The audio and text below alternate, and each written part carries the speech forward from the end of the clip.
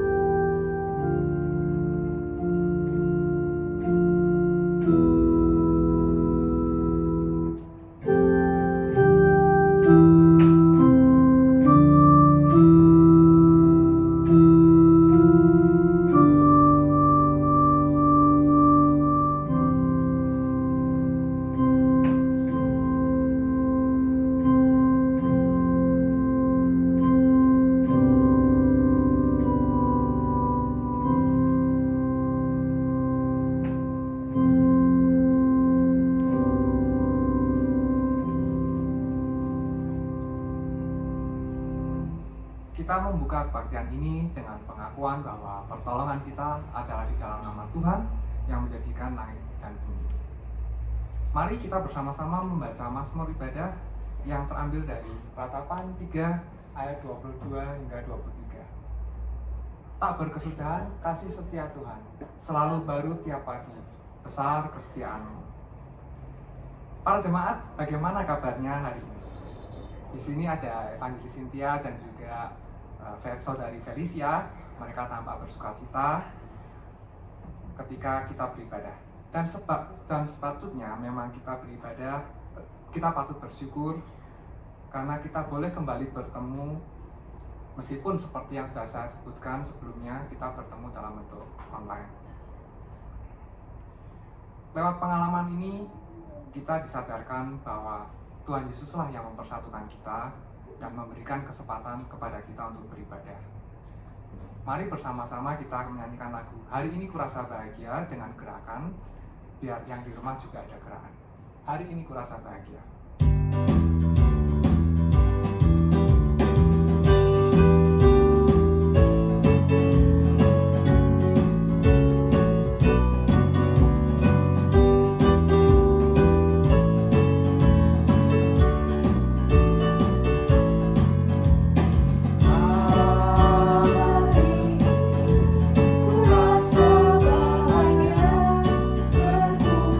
Bersama saudara seiman.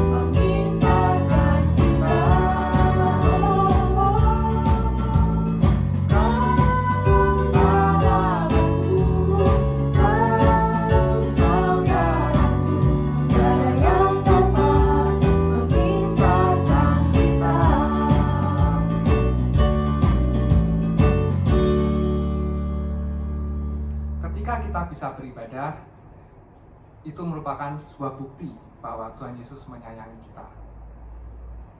Alkitab menyaksikan begitu banyak lagi contoh-contoh kasih Tuhan pada kita. Kita yang sebagai anak kecil, orang dewasa, bahkan orang berusia lanjut, Tuhan mengasihi kita semua. Bahkan Ia rela mengorbankan nyawanya di atas kayu salib untuk kita. Jesus loves me.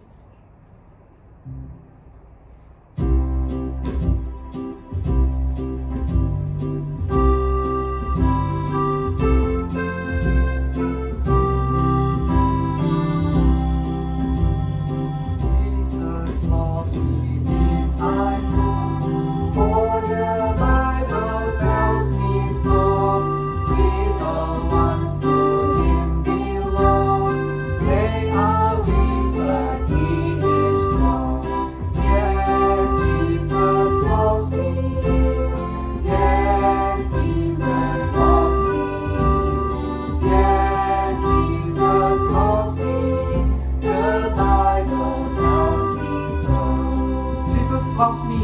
Do you right? Jesus loves me. Jesus loves me. Who died heaven's gate to open wide. He will wash away my sin. When He sang the child of sin. Yes, Jesus loves me. Yes, Jesus loves me. Yes.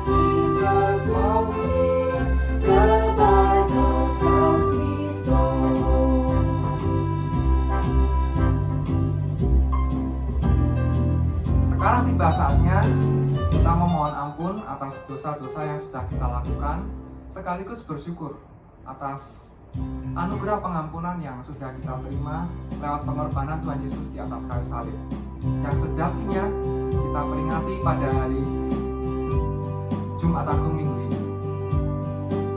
Mari kita menyanyikan bersama-sama dihapuskan dosaku.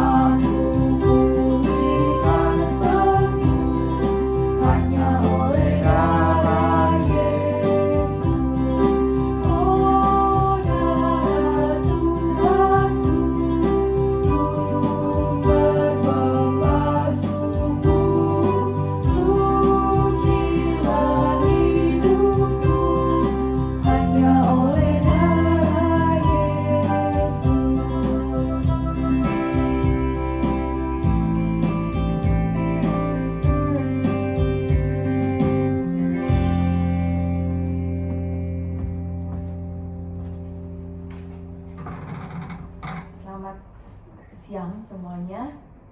Sebenarnya seperti yang dikatakan oleh lagu yang barusan kita nyanyikan, kalau kita bisa hadir di tempat ini, tadi Ko Yanuar bilang kalau bisa kita beribadah, mungkin di rumah masing-masing, itu semua karena anugerah Tuhan. Dan ketika kita bisa mengaku bahwa Tuhan adalah Tuhan kita, itu juga anugerah Tuhan. Dan hari ini Tuhan kasih kesempatan buat kita untuk mau mengaku dosa dan kesalahan kita di hadapan Tuhan. Mari sama-sama, baik yang ada di rumah maupun yang ada di sini, kita sama-sama menundukkan kepala kita. Kita mau sungguh-sungguh datang di hadapan Tuhan. Kita mau mengakui segala dosa dan kesalahan kita di hadapan Tuhan. Mari sama-sama kita buka suara, kita berdoa.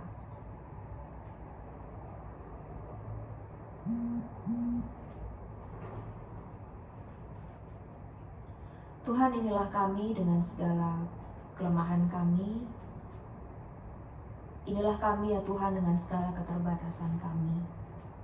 Tuhan, hari ini kami mau datang sungguh-sungguh di hadapan Tuhan. Kami mau mohon ampun akan segala dosa dan kesalahan kami yang kami lakukan ya Tuhan, baik dengan sengaja maupun yang tidak sengaja. Baik itu dosa perkataan kami, dosa pikiran kami, dan dosa perbuatan kami. Tuhan, biarlah darah-Mu ya Yesus yang boleh menghapuskan segala dosa kami. Bukan hanya menghapuskan, tapi juga boleh mengubahkan kehidupan kami ya Tuhan. Tuhan, tolong kami, bantu kami. Ketika ya Tuhan kami hari ini bergumul dengan setiap dosa kami, Tuhan bantu kami Tuhan, supaya kami boleh tetap berpegang sama Tuhan. Kami boleh menang atas dosa-dosa kami melalui kekuatan yang daripada Tuhan. Kiranya ya Tuhan, ketika kami pulang, ketika kami selesai beribadah, kami boleh sungguh-sungguh menjadi anak-anak Tuhan yang lebih berkenan, yang sungguh berkenan di hadapan Tuhan. Terima kasih ya Bapa. Hanya dalam nama Yesus kami berdoa dan mengucap syukur. Amin. Baik yang ada di rumah, yang ada di sini, mari sama-sama kita bangkit berdiri. Kita akan mengikrarkan pengakuan iman kita. Mari kita sama-sama bangkit berdiri, kita katakan pengakuan iman rasuli. Aku percaya kepada Allah, Bapa yang Maha Kuasa, Khalik langit dan bumi, dan kepada Yesus Kristus, anaknya yang tunggal Tuhan kita, yang dikandung daripada Roh Kudus, lahir dari anak darah Maria, yang menderita sengsara di bawah pemerintahan Pontius Pilatus, disalibkan, mati dan dikuburkan, turun ke dalam kerajaan maut. Pada hari yang ketiga, bangkit pula dari antara orang mati, naik ke surga, duduk di sebelah kanan Allah, Bapa yang Maha Kuasa. Dan dari sana ia akan datang untuk menghakimi orang yang hidup dan yang mati. Aku percaya kepada Roh Kudus, gereja yang kudus dan am, persekutuan orang kudus, pengampunan dosa, kebangkitan tubuh, dan hidup yang kekal. Jangan duduk dulu, kita berdoa untuk firman Tuhan ya. Yuk kita berdoa. Tuhan, kami sudah siap untuk mendengarkan firman Tuhan. Kiranya Engkau tolong kami, supaya kami bisa duduk dengan tenang. Kami sudah bisa mempersiapkan hati kami, pikiran kami, supaya firman Tuhan itu sungguh-sungguh boleh masuk bukan hanya di otak kami, tapi boleh masuk dalam hati kami, dan boleh sungguh-sungguh kami lakukan dalam kehidupan kami. Tuhan, bantu kami untuk memahami firman Tuhan. Bantu firman hamba-Mu yang membawakan firman Tuhan dengan segala keterbatasannya. Biarlah firman-Mu ini Tuhan sungguh boleh berbuah dalam hidup kami. Firman-Mu ini sungguh boleh menguatkan kami, menegur kami, menasehati kami, menguatkan kami. Kami percaya Tuhan, Engkau yang paling tahu apa yang kami butuhkan saat ini. Kami percaya Tuhan yang akan mencukupkan kami, Tuhan yang akan menolong kami. Hanya dalam nama Yesus kami serahkan waktu ini ke dalam tangan Tuhan. Amin. Silakan duduk. Ya, selamat siang sekali lagi. Ya, ini pertama. Jadi mungkin suasananya agak aneh ya. Biasanya yang rame banyak orang ya, sekarang sepi. Terus kita juga harus berhadapan dengan kamera. Oke, di tengah keterbatasan kita, saudara sekalian, mari kita tetap memberikan hati kita sepenuhnya untuk sungguh-sungguh beribadah di hadapan Tuhan.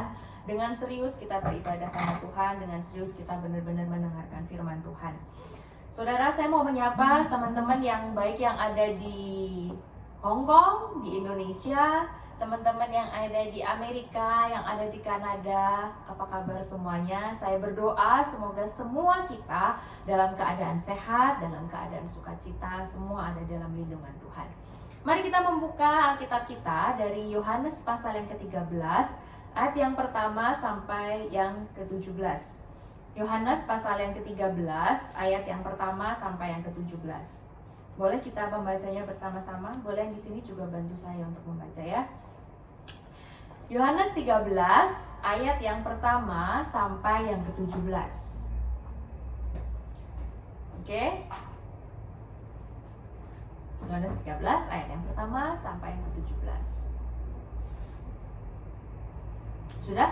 Mari kita baca bersama-sama ya. 1, 2, 3. Sementara itu sebelum hari raya Paskah mulai, Yesus telah tahu bahwa saatnya sudah tiba untuk beralih dari dunia ini kepada Bapa. Sama seperti Ia senantiasa mengasihi murid-muridnya, demikianlah sekarang Ia mengasihi mereka sampai kepada kesudahannya. Mereka sedang makan bersama, dan iblis telah membisikkan rencana dalam hati Yudas Iskariot, anak Simon, untuk mengkhianati Dia. Yesus tahu bahwa Bapanya telah menyerahkan segala sesuatu kepadanya dan bahwa Ia datang dari Allah dan kembali kepada Allah. Lalu bangunlah Yesus dan menanggalkan jubahnya. Ia mengambil sehelai kain lenan dan mengikatkannya pada pinggangnya. Kemudian Ia menuangkan air ke dalam sebuah basi dan mulai membasuh kaki murid-muridnya, lalu menyekanya dengan kain yang terikat di pinggangnya itu. Maka sampailah Ia kepada Simon Petrus. Kata Petrus kepadanya, "Tuhan, Engkau hendak membasuh kakiku?" Jawab Yesus kepadanya, "Apa yang kuperbuat Engkau tidak tahu sekarang, tetapi Engkau akan mengertinya kelak."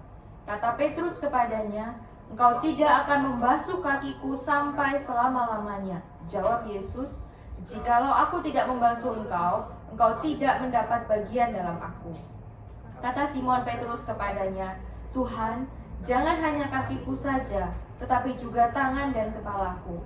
Kata Yesus kepadanya, "Barang siapa telah mandi, ia tidak usah membasuh diri lagi selain membasuh kakinya, karena ia sudah bersih seluruhnya. Juga kamu sudah bersih, hanya tidak semua. Sebab ia tahu siapa yang akan menyerahkan dia. Karena itu ia berkata, tidak semua kamu bersih." Sesudah Ia membasuh kaki mereka, Ia mengenakan pakaiannya dan kembali ke tempatnya. Lalu Ia berkata kepada mereka, "Mengertikah kamu akan apa yang telah kuperbuat kepadamu? Kamu menyebut aku guru dan Tuhan, dan katamu itu tepat. Sebab memang akulah guru dan Tuhan. Jadi jikalau aku membasuh kakimu, aku yang adalah Tuhan dan gurumu, maka kamu pun wajib saling membasuh kakimu. Sebab aku telah memberikan suatu teladan kepada kamu, supaya kamu juga berbuat sama seperti yang telah kuperbuat kepadamu. Aku berkata kepadamu, sesungguhnya seorang hamba tidaklah lebih tinggi daripada tuannya, ataupun seorang utusan daripada dia yang mengutusnya. Jikalau kamu tahu semua ini, maka berbahagialah kamu jika kamu melakukannya." Ya. Sedemikian jauh pembacaan firman Tuhan. Kiranya firman ini boleh menolong kita membacanya tadi itu boleh menolong kita untuk semakin memahami firman yang akan kita pelajari hari ini, yang akan kita renungkan bersama. Saudara-saudara, di sini kejadiannya kalau kita lihat di Yohanes 13 itu kejadiannya dituliskan dengan jelas di ayat yang pertama, itu hari penyalipan Yesus, hari raya Paskah itu segera tiba, sudah dekat, bahkan ada penafsir yang berkata sebenarnya ini cuma tinggal beberapa jam karena ini sudah mulai the Last Supper ya. Tinggal beberapa jam sebelum Yesus itu akan disalibkan. Saudara, di sini juga dikatakan di saat Yesus itu akan disalibkan itu artinya sudah tiba waktunya supaya Yesus itu beralih dari dunia ini untuk dia kembali kepada Bapa. Saudara, ini adalah waktu yang di satu sisi Yesus mungkin bahagia karena suatu saat sebentar lagi dia akan kembali kepada Bapa. Tapi untuk menuju ke waktu itu, untuk kembali kepada Bapa, Yesus itu harus melewati fase di mana dia harus menyerahkan dirinya di atas kayu salib. Dan artinya dia sebelum dia kembali kepada Bapa, Yesus harus berpisah dari Bapa. Itu yang membuat Yesus sangat berat ketika Yesus berdoa di Taman Getsemani. Dia harus berpisah dengan Bapa. Saudara, di saat hati yang berkecamuk seperti ini, begitu indah ketika Yohanes menuliskan, sama seperti ia senantiasa mengasihi murid-muridnya, demikianlah sekarang ia mengasihi mereka sampai kepada kesudahannya. Begitu selfless, begitu tidak memikirkan bagaimana apa yang akan terjadi kepada dia sebentar lagi, tapi Yesus lebih memikirkan bahwa siapa yang sudah aku kasihi sebelumnya akan aku kasihi sampai kepada kesudahannya. Saudara, ini adalah scene yang bagi saya ketika saya membaca ini sungguh mengharukan. Tetapi dengan sangat apiknya justru Yohanes itu mengubah scene yang mengharukan ini, di mana Yesus berkecamuk, kemudian Yesus berkata, aku akan tetap mengasihi mereka sampai akhir. Kemudian Yohanes itu seakan cut. Suasana haru ini menjadi suasana yang menyakitkan ketika Yohanes menulis, iblis telah membisikkan rencana dalam hati Yudas Iskariot anak Simon untuk mengkhianati dia. Pas di ayat bawahnya, saudara, ketika Yesus setelah dikatakan bahwa Tuhan akan mengasihi anak-anaknya, murid-muridnya sampai akhir, kemudian dikatakan Yudas Iskariot, salah satu murid kesayangannya, murid yang selama ini dia kasihi, murid yang ingin dia kasihi sampai akhir, mengkhianati Yesus. Dan Yesus tahu akan hal itu. Dan lebih indahnya lagi, saudara, tepat di bawahnya, ketika Yesus tahu, saudara, Yesus bukannya langsung berdiri dan memecat memecat Yudas Iskariot dari deretan murid-murid yang dikasihinya. Tapi Yesus melakukan tindakan yang membuat semua orang terkejut. Saudara, sebelum kita masuk ke perbuatan Yesus, mari kita coba pikirkan. Kalau kita punya seseorang yang sangat amat kita kasihi, baru kita ngomong sama dia, aku sangat mengasihimu, sampai akhir aku akan mengasihimu. Saudara, di tengah jalan, ketika kita baru mengatakan demikian, di tengah jalan, orang tersebut mengkhianati kita. Bagaimana rasanya, saudara? Saudara, kalau mungkin kita bisa bilang ya saudara, mungkin kita akan rasanya itu sakit sekali, dan rasanya kita itu ya kalau bisa kita mau pukul dia, kita mau ya udah oke, mulai sekarang udah nggak ada hubungan lagi antara aku dan kamu, selesai. Tapi saudara, Tuhan nggak gitu. Tuhan itu pegang janjinya. Tuhan berkata, seperti aku mengasihi kamu kemarin, aku akan terus mengasihi kamu sampai berkesudahan. Kita lihat di ayat yang keempat, lalu bangunlah Yesus dan menanggalkan jubahnya. Saudara, Yesus bangun dan menanggalkan jubahnya ini bukan seperti orang yang marah, kemudian preman-preman yang marah itu ya, oke, mau ngelawan gitu ya, terus dibuka jubahnya, ayo kita fight gitu. Enggak. Tapi Yesus membuka jubahnya, dia keluar, dia berdiri dari tahtanya, dari tempat VIP-nya. Jadi waktu itu saudara, mereka itu sudah ber-12 sama Yesus ber-13, itu sudah duduk bareng untuk makan bersama, udah siap. Yesus punya tempat di tempat, kalau kita lihat lukisan-lukisan Last Supper gitu ya, kita akan bisa melihat Yesus itu di tengah, dan kemudian diapit oleh murid-muridnya. Dan bukan duduk seperti kita duduk, tapi recline, jadi kayak setengah setengah tidur gitu loh saudara. Dan itu tempatnya Yesus itu VIP. Dan Yesus meninggalkan tempat VIP-nya itu, gak cuma dia meninggalkan tempat VIP-nya itu saudara, dia melepaskan jubahnya. Saudara tahu kalau orang melepaskan jubahnya itu, jubah itu adalah sebagai satu bentuk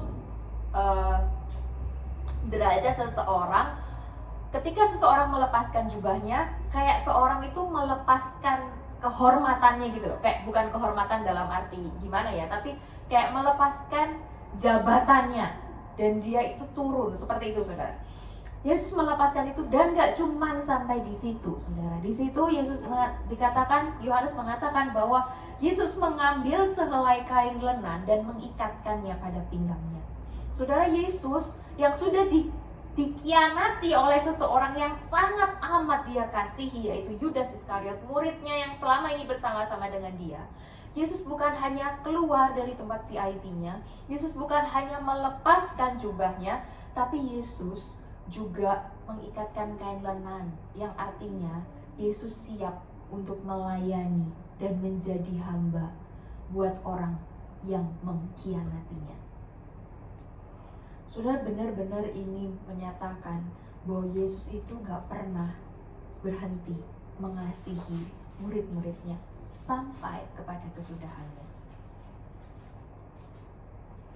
Saudara, waktu saya membaca ini, Saya lupa sih apakah saya pernah membaca sampai sedalam ini atau enggak, atau saya pernah senotis ini atau enggak.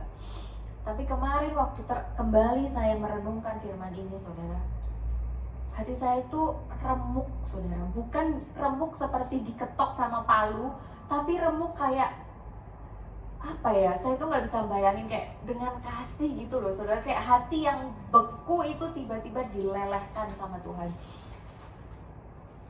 Bagaimana mungkin seseorang yang sudah disakiti bisa melakukan hal sedemikian? Bukan cuma belajar untuk mengasihi lagi, saudara, tapi lebih daripada itu, melayani, menjadi seorang pelayan. Saudara tahu, ketika kita itu waktu itu ya, ketika kamu itu menjadi seorang pelayan, kamu membasuh kaki, itu bahkan sesama orang Yahudi, walaupun orang Yahudi itu adalah seorang budak, sesama orang Yahudi itu nggak boleh basuh kakinya, saudara. Yang boleh membasuh kaki itu orang yang non-Yahudi. Artinya pembasuhan kaki itu benar-benar dilakukan oleh orang yang bagi orang Yahudi derajatnya itu sangat rendah. Yesus itu bukan orang sembarangan. Yesus itu walaupun mungkin orang nggak tahu siapa Yesus sebagai Tuhan, tapi Yesus adalah rabi. Yesus adalah guru yang sangat dihormati. Tapi dia melakukan itu. Saudara, ini tindakan yang luar biasa. Dan lebih luar biasanya lagi, saudara, kita semua tahu Yesus yang seharusnya, saudara, dia punya otoritas. Di ayat yang ketiga dikatakan Bapanya telah menyerahkan segala sesuatunya kepada dia.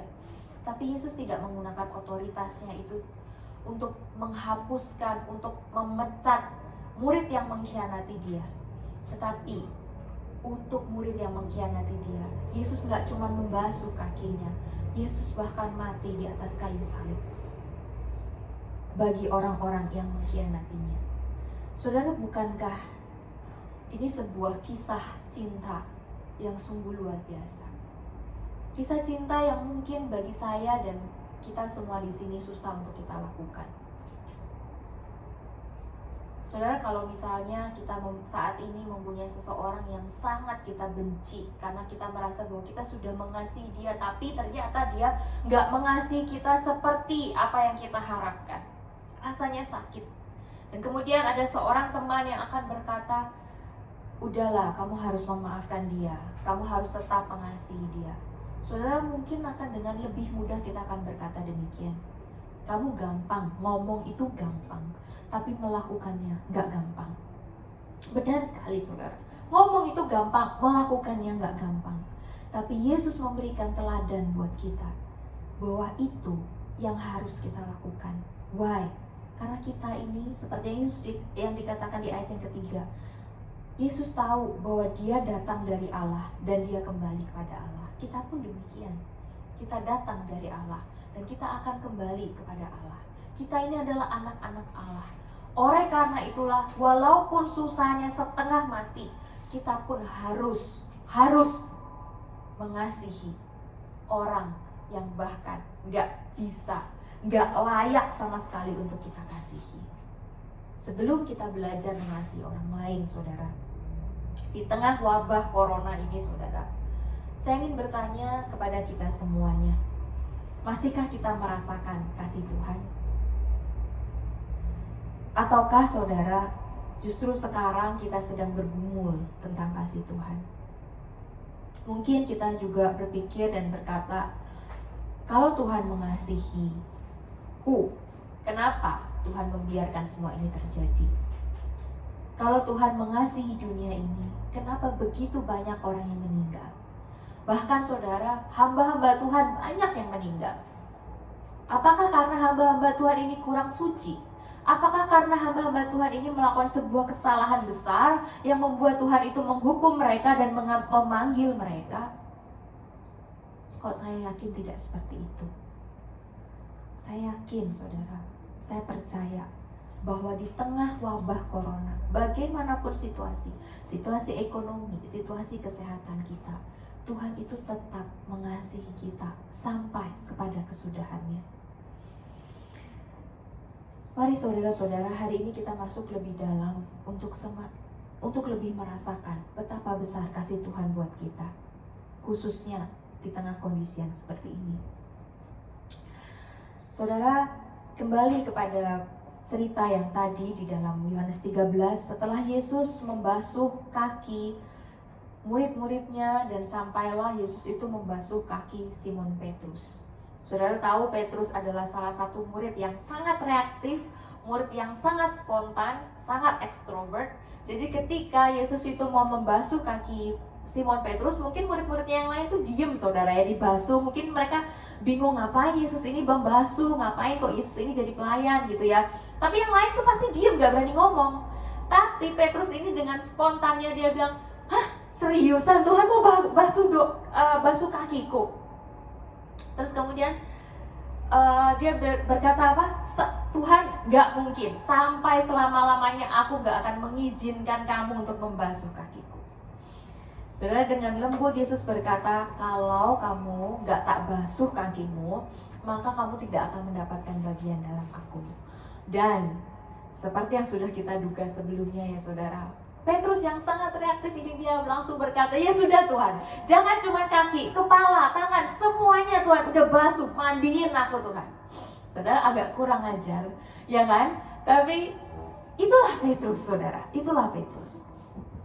Tapi saudara di sini menariknya, saudara di sini tuh menceritakan kalau di ayat yang pertama sampai ayat yang kelima itu menceritakan bagaimana seseorang yang sudah jelas-jelas mengkhianati Yesus, itu Tuhan tunjukkan kasihnya dengan membasuh kakinya dia. Sekarang mendapati seorang murid yang sangat kelihatannya itu sangat setia, murid yang luar biasa. Tuhan pun membasuh kakinya dan Tuhan berkata, kalau aku tidak membasuh kakimu, kamu tidak akan masuk di dalam aku. Artinya apa saudara? Saudara, ketika saya membaca ini saya melihat bahwa tidak ada yang benar, seorang pun tidak. Kalimat itu benar-benar terpatri di otak saya pada waktu itu. Mungkin pada waktu kita melihat si Yudas Iskariot dengan segala cerita yang sudah pernah kita dengar, kita merasa, aduh Yudas ini kok keterlaluan ya. Aduh Yudas ini benar-benar gak tahu diri. Dan kita mengutuki Yudas. Tapi saudara, mungkin kita seperti Petrus. Kita berapi-api begitu, Tuhan udah Tuhan gak usah basuh kakiku Tuhan. Tuhan gak, janganlah Tuhan, sampai selama-lamanya ini aku setia sama Tuhan. Tuhan mau suruh apa, aku lakukan. Tapi pada kenyataannya saudara, Petrus pun kita lihat akhirnya menyangkal Yesus.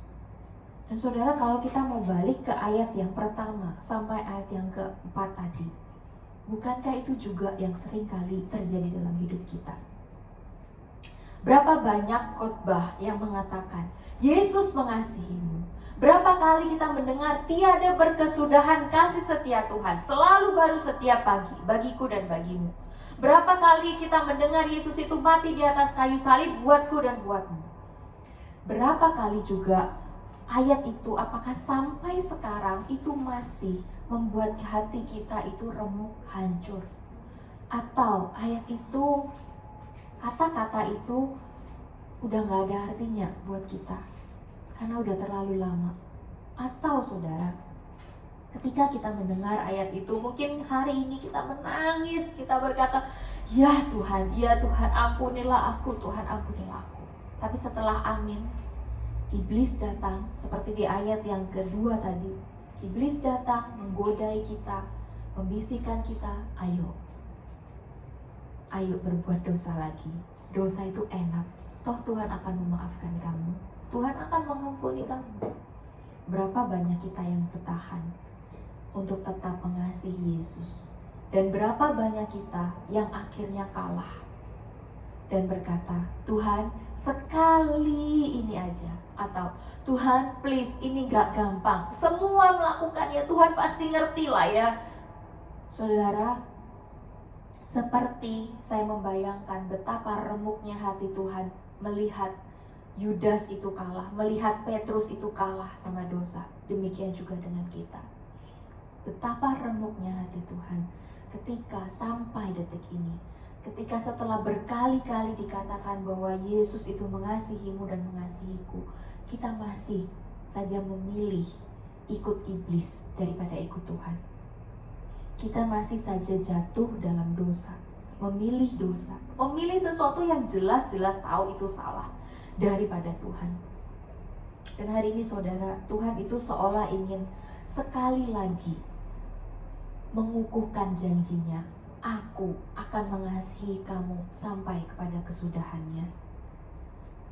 Saudara, sekali lagi Yesus itu seolah-olah membuka jubahnya, dia turun dari tahtanya di surga, dia kembali lagi kepada kita. Dia memeluk Felicia, memeluk Koyanuar, Cirahel, dan semua teman-teman yang ada di rumah masing-masing, dan berkata, ayo, aku tetap mengasihi kamu sampai kepada kesudahannya. Dan saudara, janganlah kita keterlaluan dengan berkata, ya Tuhan, tapi Tuhan ampunilah aku sekali lagi, please. Aku gak bisa bertobat sekarang, nanti ya Tuhan. Bukankah itu keterlaluan, saudara? Marilah kita benar-benar bertobat saat ini. Benar-benar kita mau merasakan kasih Tuhan itu dalam hidup kita. Kita benar-benar mau berubah. Kita benar-benar mau berjuang untuk melepaskan diri dari dosa-dosa kita, melepaskan diri dari apa yang mungkin mengganggu kita. Kita tahu bahwa apa yang kita lakukan saat ini salah. Lepaskan itu, stop melakukan itu, stop, dan kembali fokus sama Tuhan, mengerjakan apa yang Tuhan kita mau lakukan. Saudara, Yesus kemudian berkata, barang siapa telah mandi, ia tidak usah membasuh dirinya lagi selain membasuh kakinya, karena ia sudah bersih seluruhnya. Juga kamu sudah bersih, hanya tidak semua.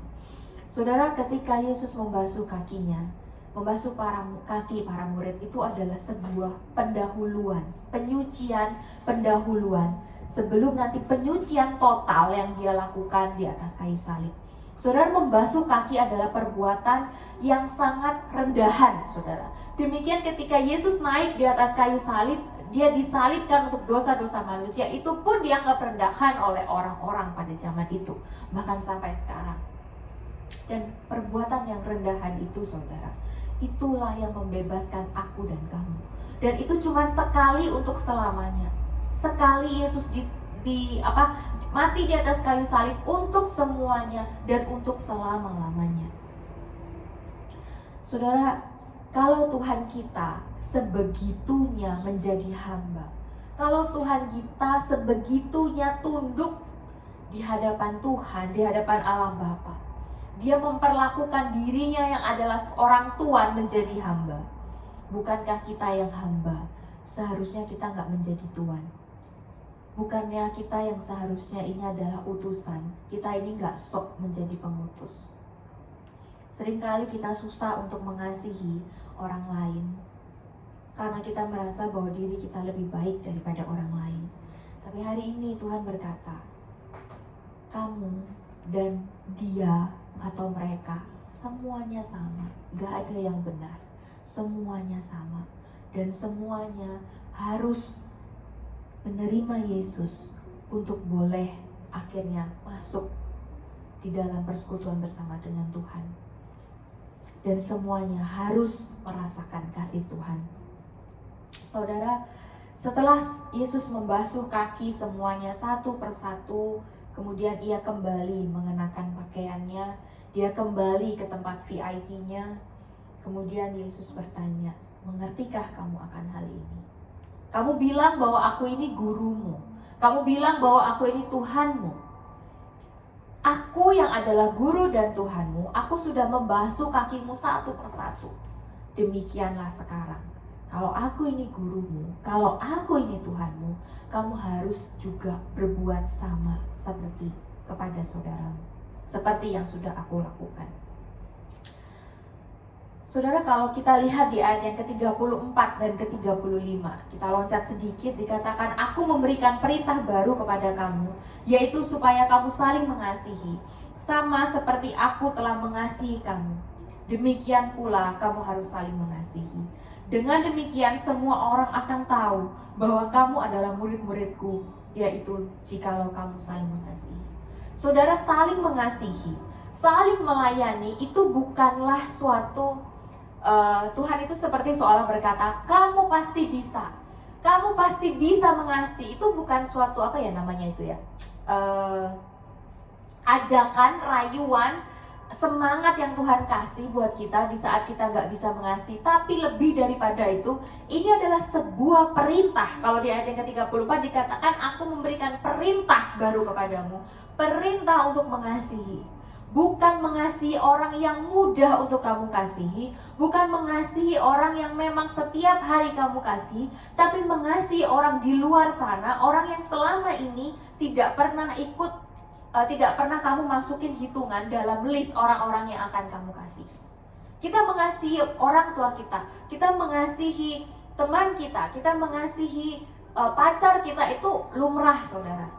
Tapi ketika kita mengasihi orang yang membenci kita mengasihi orang yang bikin kita jengkel, kita mengasihi orang yang selama ini kita punya dendam sama dia, itu gak gampang.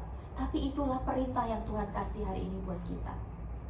Tuhan mau kita mengasihi mereka karena kita anak-anak Tuhan. Bukankah aku dan kamu sudah menerima Yesus sebagai Tuhan dan Juru Selamat?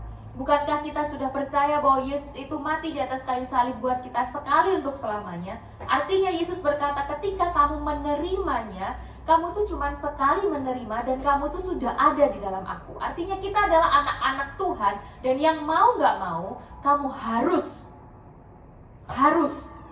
mengasihi orang lain, mengasihi sesamamu, walaupun gak mudah untuk mengasihi.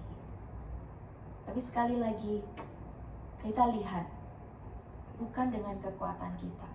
Ketika Yesus berinisiatif untuk membuka jubahnya, untuk mencuci kaki murid-muridnya, itu inisiatifnya Yesus. Yang bikin murid-muridnya akhirnya itu bisa membasuh kaki satu sama lain, itu pun Yesus, saudara. Demikian juga dengan kita.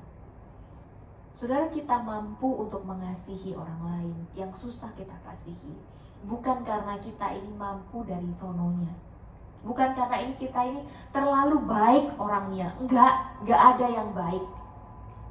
Tapi saudara, karena kasih Kristus yang begitu besar buat kita itu, karena kita ini adalah anak-anak Tuhan, kita ini adalah anak-anak Tuhan yang adalah kasih, kita itu mampu, kita itu bisa melakukannya.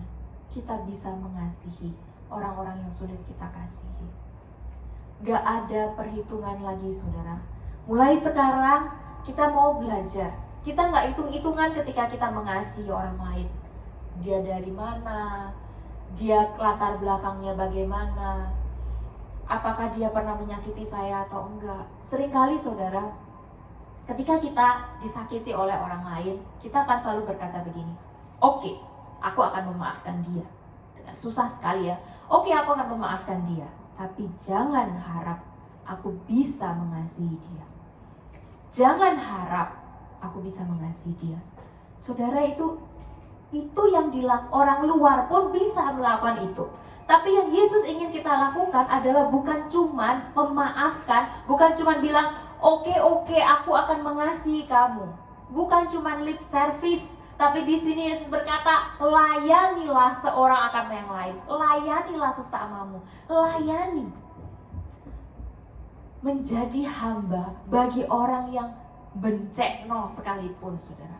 Menjadi hamba bukan cuma mengasihi, tapi melayani orang-orang yang gak layak untuk kita kasihi. Yang apalagi untuk kita layani. Sekali lagi, saudara, Yesus itu adalah Tuhan kita, bukan? Dia mau menjadi hamba. Dia mau mengasihi orang-orang yang mengkhianatinya, termasuk kita. Dia mau mati di atas kayu salib, mengorbankan dirinya. Bukankah kita yang sudah adalah hamba? Bukankah seharusnya kita pun punya hati seorang hamba, untuk mau ikut apa yang menjadi teladan Tuhan, belajar mengasihi dan melayani orang, khususnya orang yang susah untuk dikasihi. Saudara, kalau saya ingat tahun lalu, di saat ini, 1 minggu sebelum Paskah, di sini tuh kita lagi latihan. Saya ingat di sebelah sana ada yang latihan musik, di depan sini ada yang latihan drama, yang di belakang itu kursi-kursi digeser, semua pada latihan buat dance. Saya masih ingat, saudara.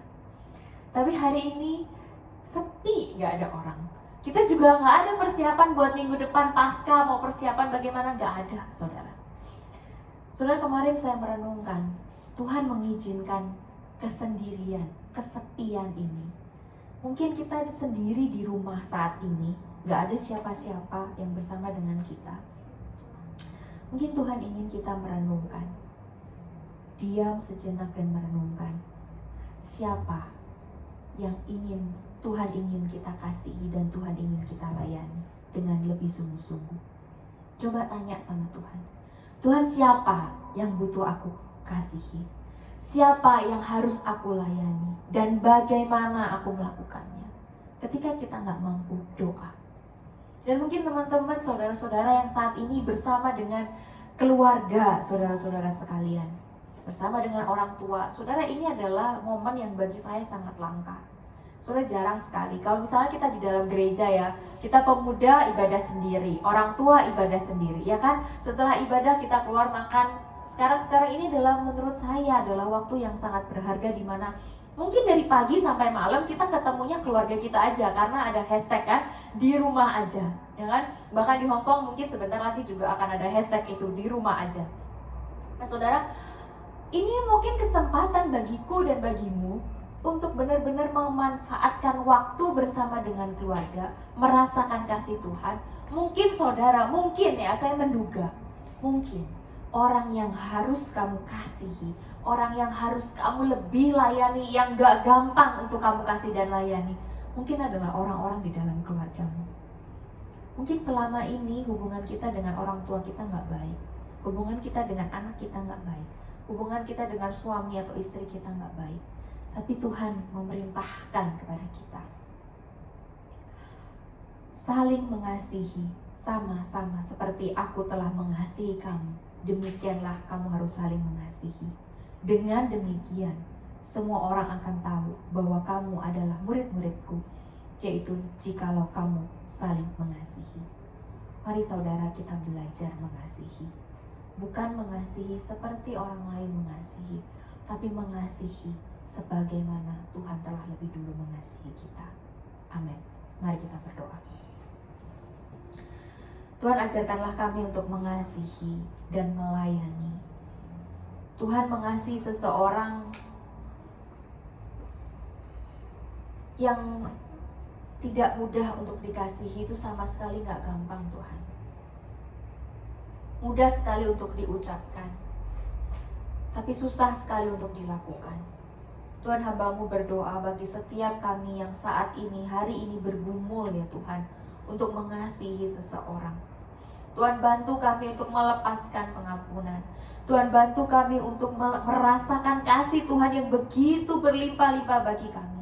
Bantu kami Tuhan, supaya kami itu sadar siapa kami, supaya kami itu paham siapa kami, supaya kami itu benar-benar tahu bahwa betapa besar kasihnya Tuhan itu sama kami, sehingga ketika kami mengasihi orang lain itu bukan menjadi beban lagi, tapi menjadi sesuatu yang sudah semestinya.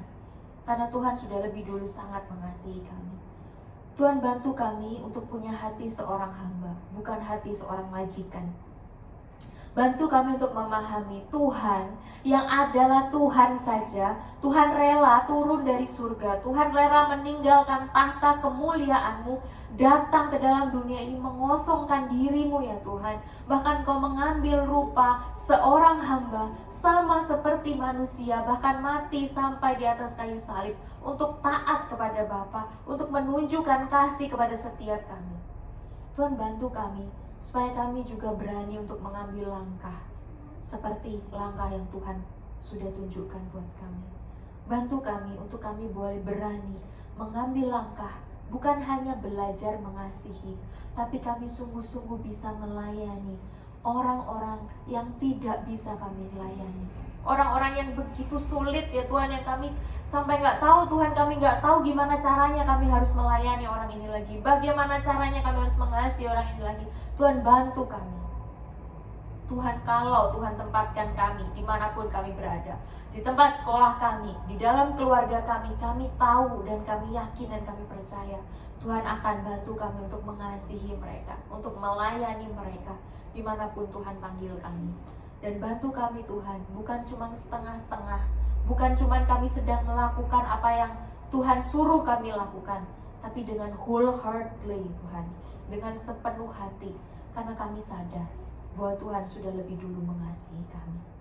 Terima kasih ya Tuhan, kiranya Kau hancurkan hati setiap kami, supaya kami merasakan kasih-Mu Tuhan. Hancurkan setiap hati kami, supaya kami boleh terharu Tuhan dengan kasih-Mu. Sehingga Tuhan kami bukan hanya bertobat, tapi kami lebih mengambil langkah yang lebih lebar dengan mengasihi dan melayani orang lain. Terima kasih ya Bapa. Hanya dalam nama Yesus kami berdoa dan ucap syukur. Amin.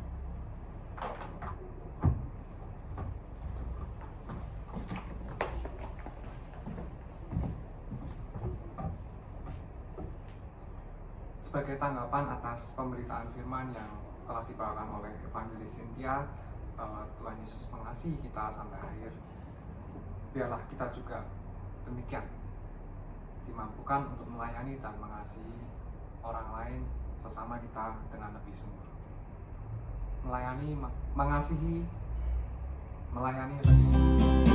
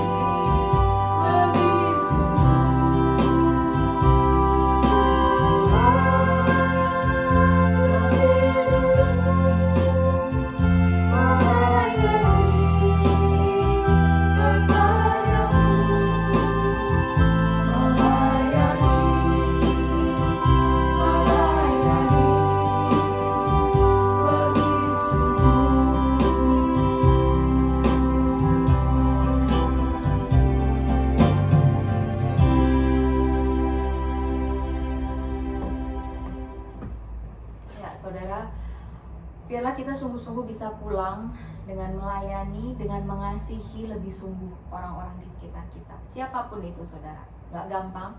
Saya pun juga sedang berjuang saudara, kita sama-sama berjuang. Mari sama-sama kita bangkit berdiri. Kita akan akhiri ibadah kita pada hari ini. Kita nyanyikan doksologi. Puji Allah Bapa Putra, puji Allah Roh Kudus, ketiganya yang esa. Pohon selamat sumber berkat. Amin.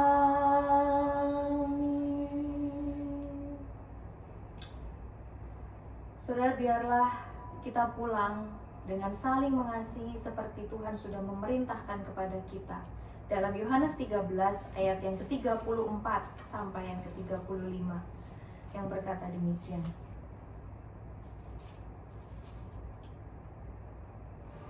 Aku memberitakan perintah baru kepada kamu, yaitu supaya kamu saling mengasihi. Sama seperti aku telah mengasihi kamu, demikian pula kamu harus saling mengasihi. Dengan demikian, semua orang akan tahu bahwa kamu adalah murid-muridku, yaitu jikalau kamu saling mengasihi. Dan kiranya kasih karunia dan damai sejahtera dari Allah, dari Bapa kita dan dari Tuhan Yesus Kristus menyertai kita sekalian. Amin. Amin. Amin.